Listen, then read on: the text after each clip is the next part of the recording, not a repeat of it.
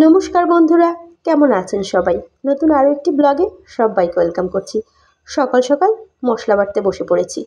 আমাদের বাড়িতে না ওই যে গুঁড়ো মশলা, এগুলো না কেউ খেতে চায় না, এই জন্য মশলাগুলো বেটেই সবাই খায়। আর সকাল সকাল অনেকগুলো বেশ মশলা বেটে নিচ্ছি। প্রতিদিন না মশলা বাটতে ভালো লাগে না, বা কাজের মধ্যে হঠাৎ করে রান্নার সময় মশলা বাটতেও কষ্ট হয়ে যায়। তাই একবারে যদি বেশি করে বেটে নিই, 2-1 দিন হয়ে যাবে। মশলার ভিতর সব থেকে কষ্টের হচ্ছে এই মরিচ বাটাটা।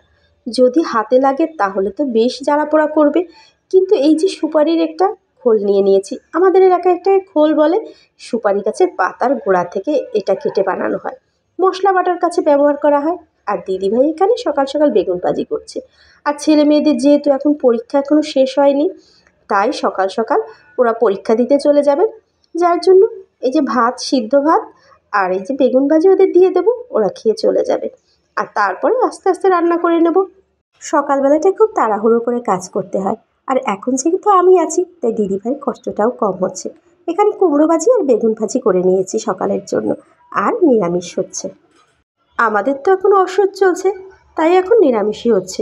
ফুলকপি, আলু আর সেই সাথে সয়াবিন দিয়ে নিরামিষ করছি। বেশ আগে মশলাটা কষিয়ে তারপরে আলু ফুলকপি দিয়ে দিয়েছি, সয়াবিন দিয়েছি। বাচ্চারা তো এমনিতেই একটু সয়াবিন পছন্দ করে, নিরামিষ তো এমনি খুব একটা খেতে চায় না, কিন্তু তারপরেও সয়াবিনটা দিলে ওরা বেশ ভালো খাবে। আলুগুলো উঠিয়ে একটু গলিয়ে দিচ্ছি, যাতে করে তরকারিটা একটু ঘন হয়, খেতেও ভালো লাগবে।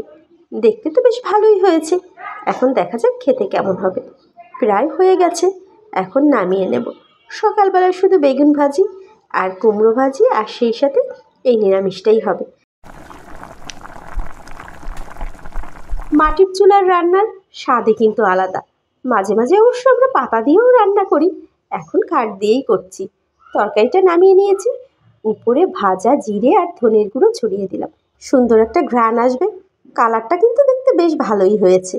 ফুলকপির সাথে সয়াবিন দিয়েছি, বাচ্চারা বেশ খেয়ে নেবে। দুপুরবেলায় চান করে এলাম, আমি আর দিদিভাই পুকুরে গিয়েছিলাম।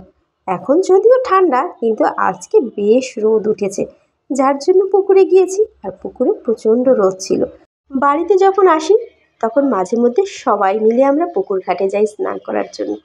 পুকুর ঘাটে স্নান করার মজাই আলাদা। শীতের সময় আমাদের বাড়িতে না একদমই রোদ পড়ে না, যদিও এবছর গাছপালা একটু ছেটে দেওয়া হয়েছে, যার জন্য হালকা রোদ পড়ছে। কিন্তু গরমের সময় আমাদের বাড়িতে কিন্তু ভীষণ ঠান্ডা। তারপর শীতের সময় একটু একটু রোদ না পড়লে কিন্তু ভালো লাগে না। আজ তবে এ পর্যন্ত, নতুন ভিডিওতে আবার দেখা হচ্ছে। সে পর্যন্ত সবাই ভালো থাকবেন, আর ভিডিওটা কেমন লেগেছে কমেন্ট করে জানাতে ভুলবেন না। আজকের মতো টাটা।